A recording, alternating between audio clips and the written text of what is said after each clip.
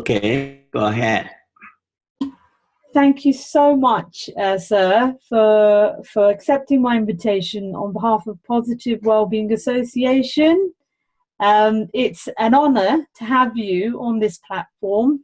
And again, I'd like to thank you very much for accepting my invitation, sir. It's my pleasure. Thank you so much.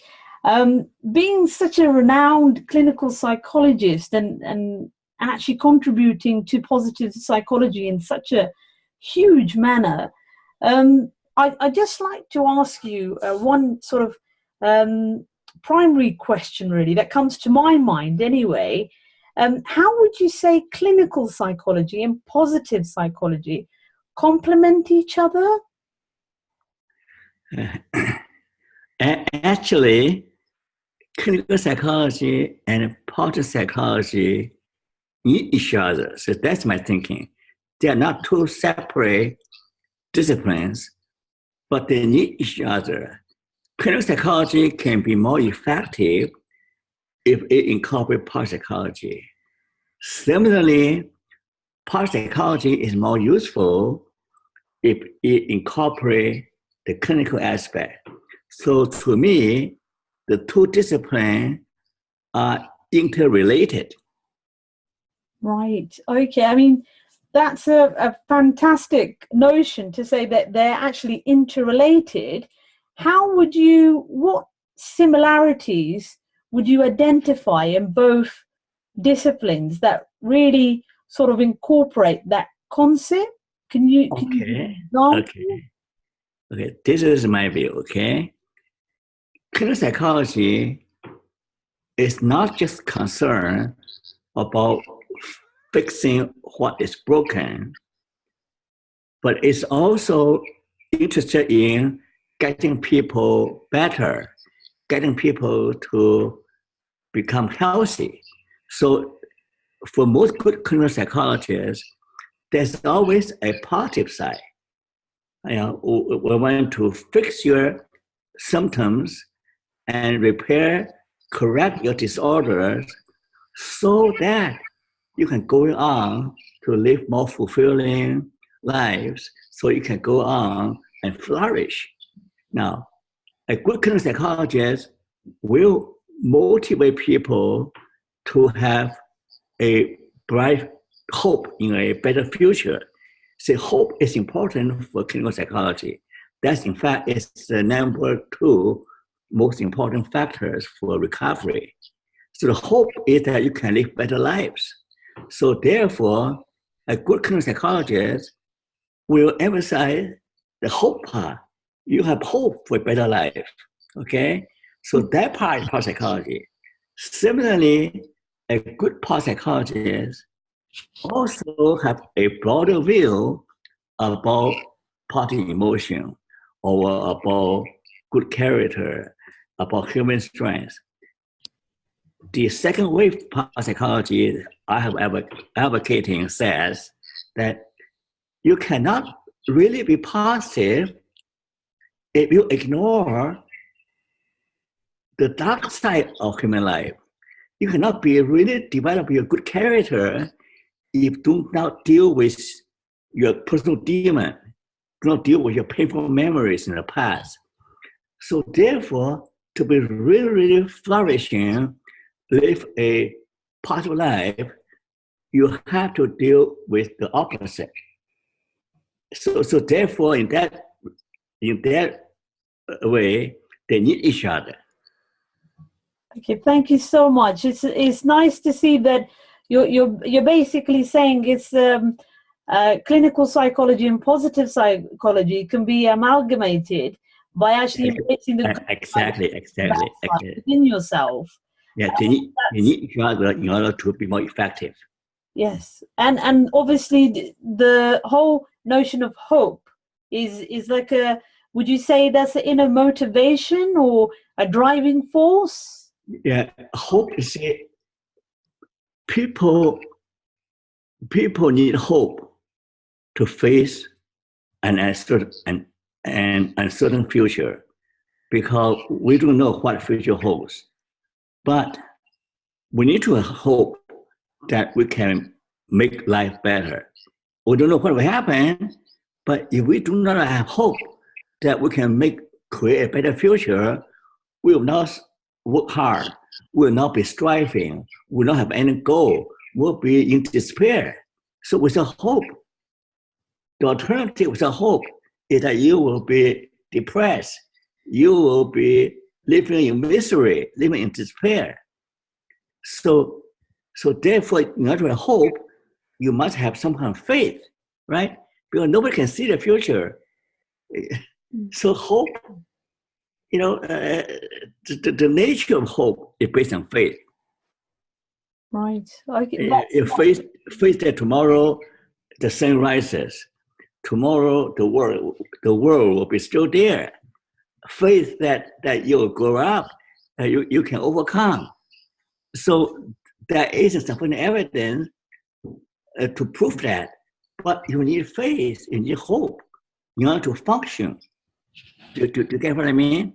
Yes, no, definitely. So for clinical psychologists, one of their job is to restore that hope, to instill that hope. And they do so not only through talking, but through establishing a relationship. There's another aspect that's shared by both clinical psychology and parapsychology. To be effective clinical psychologists, the first thing is to be able to earn the trust of the client to establish a good working relationship. So it's that relationship that provides healing. Now, parapsychology always say other people matters. So parapsychology also in a relationship. So there's another aspect. The two disciplines share the same thing. Thank you, sir, for elaborating on that, how complementary hope and faith are together, and actually sharing, making the comparison to clinical and positive psychology. So much appreciated. As a positive psychology practitioner, I would love to know more about your pure model. I find it quite fascinating. It's like a up-to-date version. It's like the clinical version of the PERMA model. For me, I'm very intrigued by it, how you aspired to make the model, and what does the model incorporate? If you could please elaborate on your model, please. Okay. Now, the pure model is my way of summarizing the important features of a purposeful, meaningful life. Okay. P stands for purpose. Okay, that is the motivation part. That we all need a goal, striving towards a goal. So the purpose is a prioritizing of life. The goal mobilizes us. So purpose is essential. It's essential for us to thrive and flourish. Okay. Now, not all purposes are equal. Some purposes can be bad for you. Okay, not all purposes are equal. Some purposes are bad for you. So you need to have meaningful purpose, a purpose that transcends your self-interest, a purpose that benefits the world, benefits other people. So in parapsychology and clinical psychology, we always try to help people to work with something that is beyond self-interest, that can bring out the best in you. So while you are striving towards the highest, to be the best of you, to achieve the best in life, and to make the best contribution to the world. So that kind of purpose brings in a sense of significance and energize you. So that's very powerful. The same component is understanding. That means you need to understand your true identity.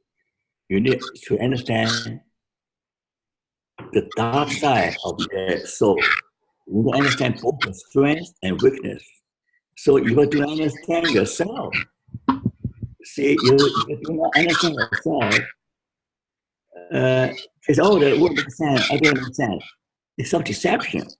You need to spend time in self-reflection, in self-awareness, in order to have deeper understanding of who you are and what your Achilles heel and what's your strength.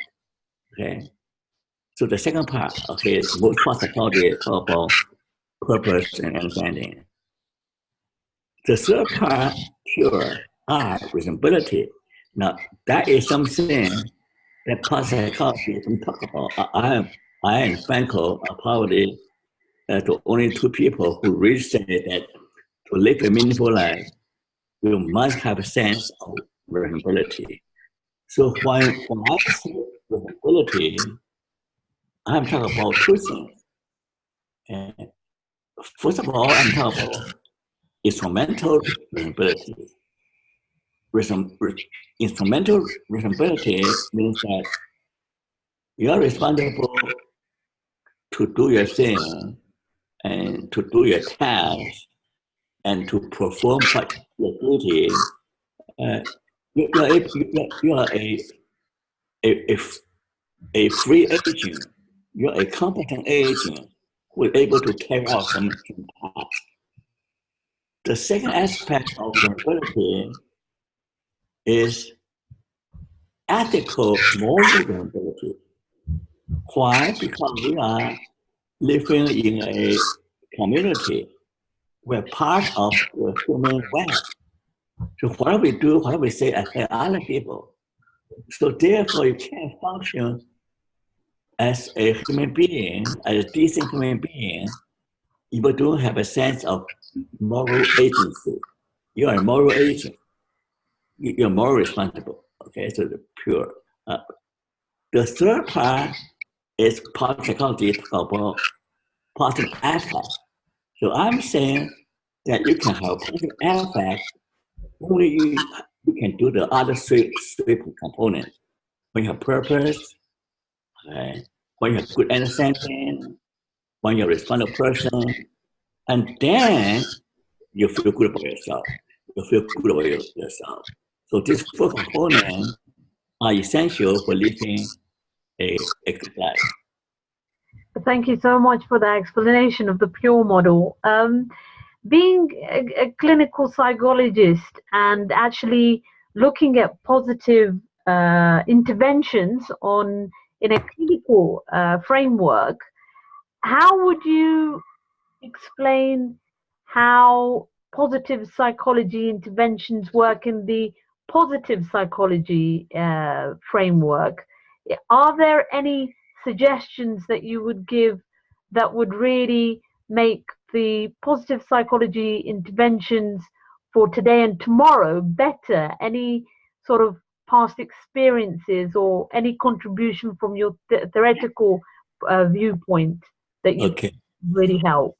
Okay, thank you. Okay, now past psychology has been around for 20 years. Okay, I mean 20 years. You know, it has some evidence that past psychology can make people happier and make people develop their character strengths. But they're all based on self-report. Okay, self-report. It hasn't proved itself very much in real life situation, in difficult situation, that it hasn't demonstrated its efficacy in helping people to really live their life. Okay.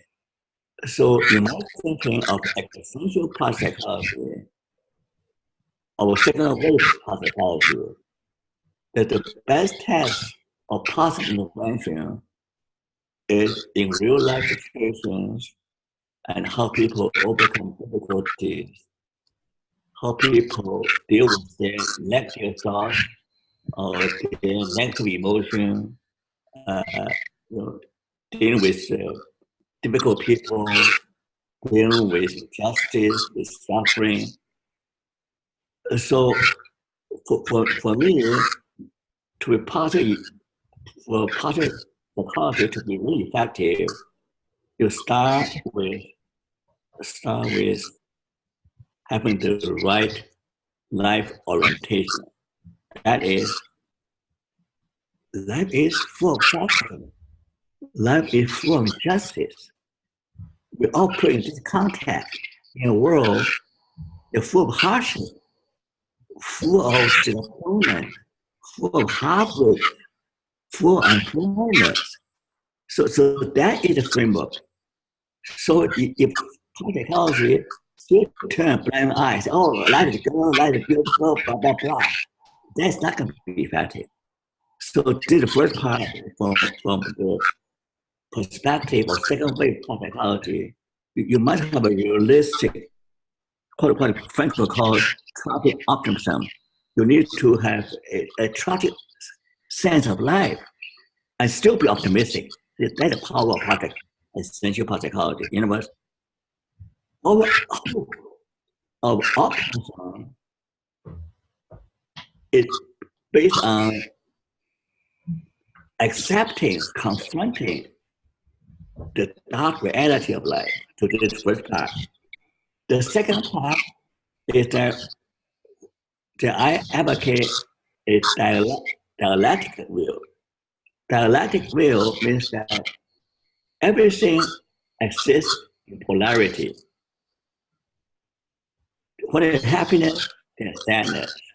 What is goodness is evil.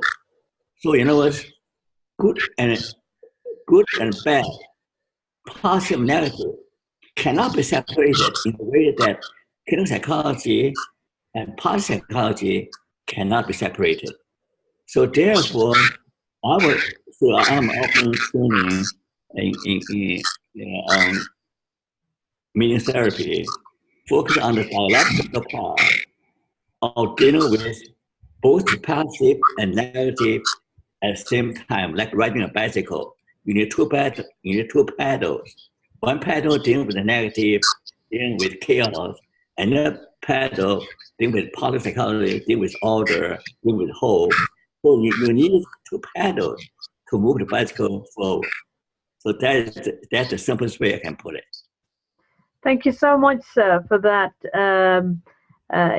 very in-depth explanation. Also, the final question, I know that, I don't want to keep you guys for longer than you'd have to. Where is the future of a meaningful well-being within a positive psychology intervention context? As the future, I have a model called dialectical model. The future are dealing with both, you have to deal with both the good and bad part in order to create well-being. So I have a lot of writing on this issue. We cannot take a simple-minded binary part. Focus on good, focus on positive. We need to take a dialectical part. That good needs bad, bad needs the good and bad, the good and evil, positive and negative, they are interrelated. So the future of psychology is to recognize that reality. Okay, so that is enough for today. Thank you so much. It's okay. Amazing experience having the interview with yourself. And again, thank you so much on behalf of Positive Psychology. Okay. And nice to meet you. Generally, on behalf of the Positive Wellbeing Association, it's much appreciated that you took the time out to actually do the interview. Thank you so much. Bye-bye. Thank you. Thank you so much. Bye-bye. Thank you. Thank you.